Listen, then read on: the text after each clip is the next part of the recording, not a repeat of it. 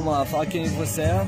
Eu sou Marcelo Freixo, deputado estadual, professor de História, deputado pelo PSOL e presidente da Comissão de Direitos Humanos e Cidadania da Assembleia Legislativa. Disserta aí um pouquinho sobre o que tá, se você desabrochar o tema da redução, o que tem ali dentro? Na verdade, a redução não é um debate só do que vai acontecer com a juventude. Primeiro que não é algo para todas as juventudes. A gente não tem uma única juventude, a gente tem várias juventudes diferentes, né, socialmente falando, utopicamente falando, em termos de perspectiva, enfim, são várias juventudes, né, pela diversidade da sociedade que a gente tem e pelas desigualdades também. A redução da idade penal, na verdade, reflete um processo de uma relação de poder muito mais ampla, né?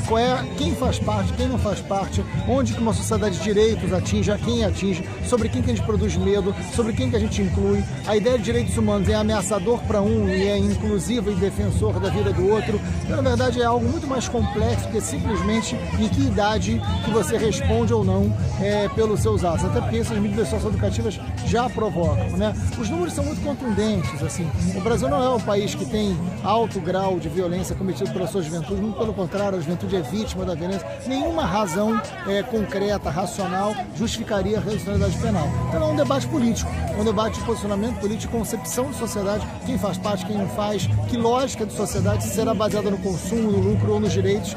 É isso que a gente está travando, é isso que a gente tem que entender melhor. Saindo do Rio para o Brasil, Eduardo Cunha, a gente parece que tem um terreno fértil para o que há de pior na política, né? Muitas vezes que há de melhor também. Mas a gente jogou o Eduardo Cunha lá para Brasília. E aí, o que ele está fazendo lá? O Eduardo Cunha, ele é deputado eleito algumas vezes aqui no Rio de Janeiro. Ele acaba essa semana, ele acabou de ser denunciado pelo Ministério Público, vai responder por isso. É evidente que ele só está denunciado, ele tem amplo direito de defesa, a gente defende isso para todas as pessoas, não seria diferente para ele, mas evidentemente não é uma pessoa que poderia estar à frente de um poder. Porque uma coisa é quando você é denunciado e vai responder, você continua respondendo pelo seu mandato. Como ele está na presença da Câmara, ele responde pelo conjunto, pela instituição Câmara de Deputados. Evidentemente não poderá continuar. Espero que a Câmara tenha a sabedoria de fazer com que ele não mais responda como presidente da Câmara. Agora, ele é fruto da despolitização da política, ele é fruto de uma lógica, de uma bancada evangélica que representa muito pouca religiosidade, representa muito mais interesses econômicos, comerciais, do que fundamentalmente algum segmento religioso na sociedade. Eu acho que o Eduardo Cunha ele acaba personificando muita coisa, mas ele não é o único, né? E aí há um processo necessário de politização da política,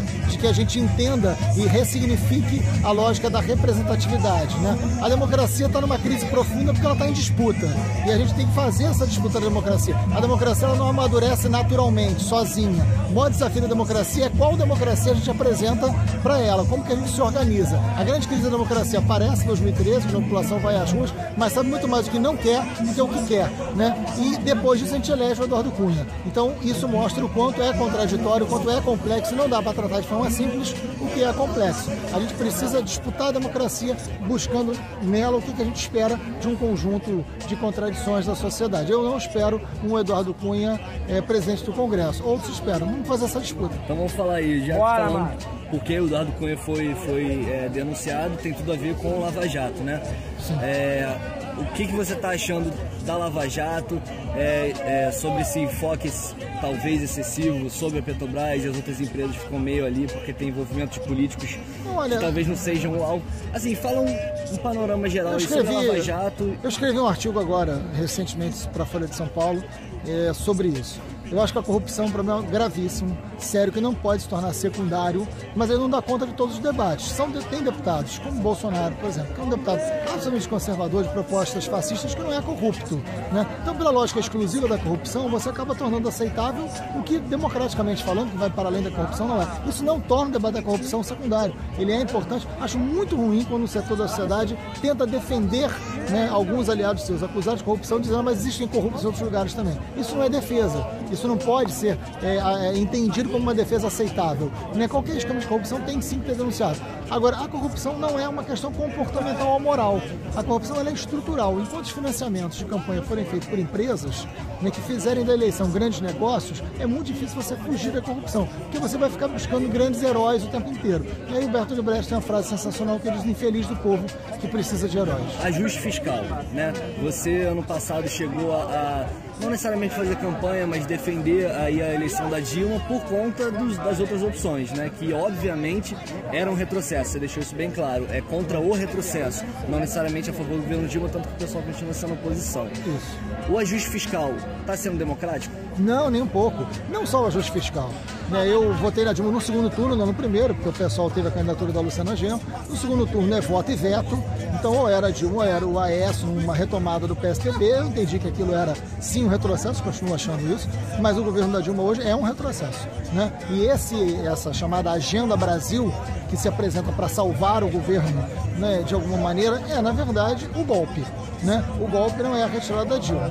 O golpe é a Agenda Brasil, com uma agenda que não foi a agenda pela qual ela foi eleita no segundo turno. Então, isso evidentemente tem que ser enfrentado, tem que ser enfrentado democraticamente. Acho que a proposta de impeachment é absolutamente absurda, é lamentável, mas você tem que fazer esse enfrentamento. O ajuste fiscal e tudo que se apresenta nessa Agenda Brasil, que não é só o ajuste fiscal, é algo absolutamente negativo para uma agenda que poderia ser muito diferente, que traz prejuízos sociais muito grandes, como a terceirização e outros programas que estão dentro dessa agenda, onde o governo está pensando na sua governabilidade, mas não está pensando no seu compromisso que poderia ser com a sociedade brasileira. Sobre a contra-reforma do Cunha, né, e o papel da mídia nisso tudo. A Globo agora foi semana passada, o Zé Roberto Marinho se encontrou com líderes petistas, né, para meio que fazer uma trégua ali, falou que não defendia o impeachment mais, soltaram um editorial falando que não defendia o impeachment e tiveram as manifestações agora de domingo, que tiveram uma cobertura boa, mas eles parecem que tiraram o pé do acelerador. Por que a Globo mudou de posição? Eu não sei se a Globo em algum momento quis o golpe, não. Não acho que a Globo ia querer para o seu currículo um novo golpe na sua história. Acho que eles pensaram bastante nisso. E, honestamente, tem vários setores da economia, setores, enfim, mais conservadores da sociedade que percebem claramente que o golpe seria muito ruim, né? Porque, na verdade, não numa perspectiva democrática, não numa perspectiva ideológica, mas o golpe traz uma instabilidade muito grande. E mesmo para alguns que pensam diferente de mim, não era uma boa esse golpe. Então, tirando um setor muito conservador e muito reacionário, acho que o golpe está descartado, está completamente fora da pauta. Acho que o debate agora é outro, né? É o golpe institucional, é o golpe da agenda, é o golpe da votação, é o golpe da prioridade, é para quem vai governar com qual agenda. Essa é a disputa que tem que ser feita agora. Dentro do pacote da contra-reforma do Cunha foi passada aquela, não sei se foi uma lei, algum projeto, mas que inviabiliza a participação do PSOL em debates políticos ou de outros partidos menores, né? Isso já chegou a ser aprovado? Não, isso não ainda não. A gente, a gente provavelmente está indo para Brasília agora, essa semana, para tentar conversar no Senado, porque, na verdade, eles colocam uma série de restrições nas cláusulas de barreira que tiram qualquer possibilidade. Por exemplo, a experiência que a gente teve do Podemos, né, na Europa e na mais específica na Espanha, aqui não podemos, né, porque para participar de debate da televisão, o candidato à prefeitura teria que ter no seu partido 10 deputados federais. Então, mesmo que eu esteja na frente nas pesquisas, eu não vou participar do debate da televisão. Então, é uma medida absolutamente autoritária, completamente sem sentido, antidemocrática, que visa a não possibilidade de mudança através da eleição, na contramão do que a sociedade está querendo. Sobre essa questão da democracia, de um aspecto maior, né? Vamos falar um pouco do plano econômico internacional, do momento que o mundo está vivendo hoje. Dívida, ajuste fiscal, Grécia e Brasil, qual é a relação? Olha, essa crise é mundial. A gente tem um modelo mundial, que é um modelo globalizado, que é um modelo de um Estado menor. A Europa entra antes nesse modelo, o Brasil entra nisso na década de 90. Isso custa muito caro. Aliás, o debate que a gente fez hoje na Babilônia sobre o sistema penitenciário tem muito a ver com a década de 90, é quando tem o boom do sistema penitenciário, porque é exatamente quando esses sobrantes se multiplicam, né? E hoje a lógica de salvação econômica é seguir o modelo desse Estado neoliberal. O que a Grécia, o grande dilema da Grécia hoje é como escapar disso, né? E aí, evidente que a Europa tem especificidades, como o euro, né? Como o mercado. O Brasil tem diferença em relação a isso, até pela relação continental que ele tem. Agora, é essa disputa que a gente está fazendo aqui. se é possível romper com determinado modelo de Estado, se é possível romper com uma determinada concepção de progresso, que é a ideia conservadora, né, é o progresso do atraso, ou se não, ou se você tem que seguir essa cartilha, caso contrário tem essa crise, essa economia refém do mercado financeiro, essa lógica de governar para o mercado o tempo todo, como o mercado acorda nervoso, o mercado vai dormir tenso.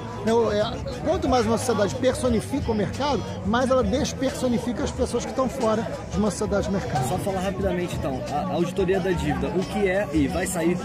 Eu acho muito difícil que nesse governo saia, muito pelo contrário, os passos e a direção são contrários a isso. A gente defende não só a taxação das fortunas, a taxação das heranças, como a auditoria da dívida, porque a dívida é gigantesca. Hoje, mais de 40% do orçamento brasileiro é para pagar dívida. Então, isso compromete toda uma perspectiva de desenvolvimento. A gente precisa saber o que já foi pago, o que não foi pago, para quem é pago, porque automaticamente essa dívida tira direitos sociais essenciais. O PT é de esquerda e o que fazer com o PT? Aí é o petista que tem que dizer.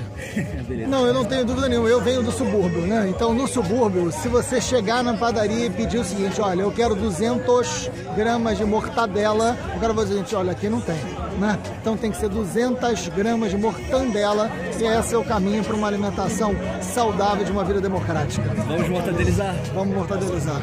Valeu, obrigado, tá, Fred? Obrigado. Eu vou... Ninguém tava numa maior estilo de calça Calvin Klein, tênis espuma, um jeito humilde de ser no Trump.